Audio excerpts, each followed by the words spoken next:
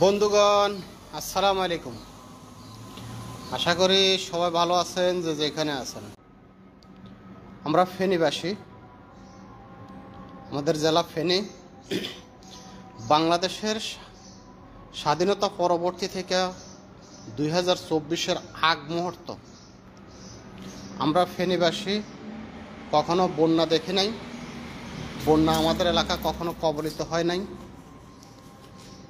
আমরা বন্যা কেমন জিনিস সেটা জানতাম না, কিন্তু 2024-এর পরবর্তী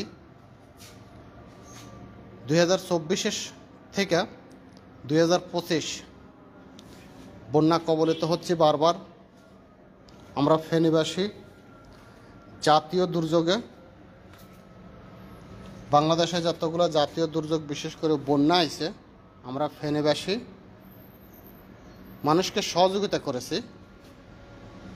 সহযোগিতা করতে পারাতে আমরা গর্বিত, আমরা অত্যন্ত আনন্দিত।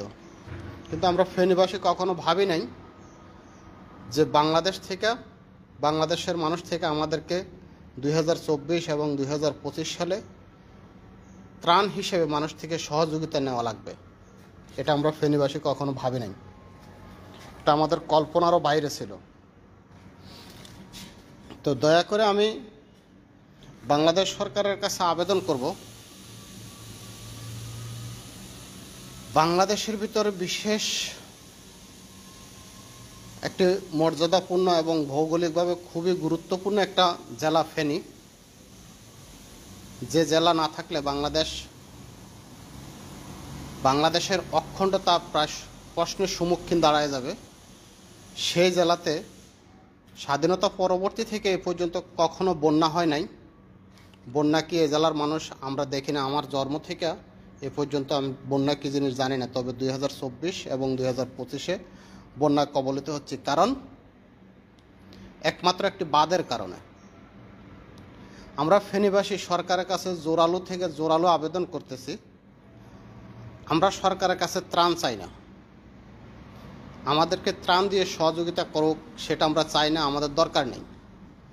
বরং আমরা অন্যান্য জেলায় আমাদের ভাই কোনো রকমের অসুবিধায় পড়লে আমরা ওনাদেরকে সহযোগিতা করব। আমরা ফেনীবাসী, আমরা সরকারের কাছে বিশেষভাবে জোরালো আবেদন করতেছি। আবারও বলতেছি, আমাদের ত্রাণের দরকার নেই, আমরা ত্রাণ সহযোগিতা সরকারের কাছ থেকে চাই না। আমরা চাই ফেনীতে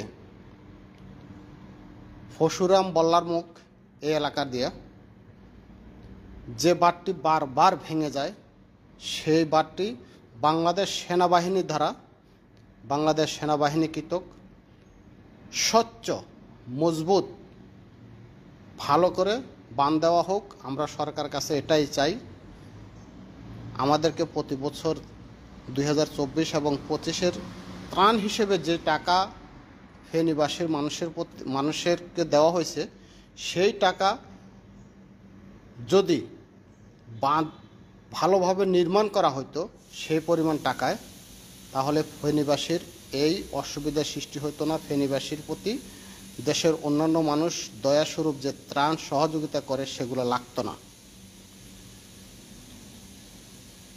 আমরা চাই, আমরা ফেনীবাসী এই বাঁধ সরকার অতি দ্রুত বাংলাদেশ সেনাবাহিনীর হস্তক্ষেপে, সেনাবাহিনীর তত্ত্বাবধানে এই বাঁধ নির্মাণ করা হবে, আমাদের এই দাবি।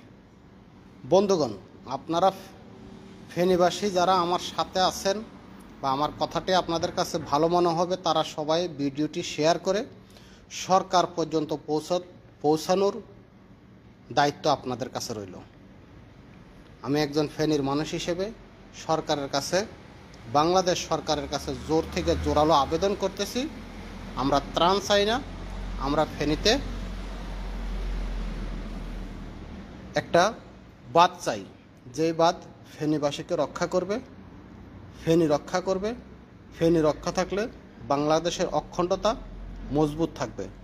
এই আশা ব্যক্ত করে আজকের মতো এখানে বিদায় নিলাম। আল্লাহ হাফেজ। আসসালামু আলাইকুম আ রহমতুল্লাহ।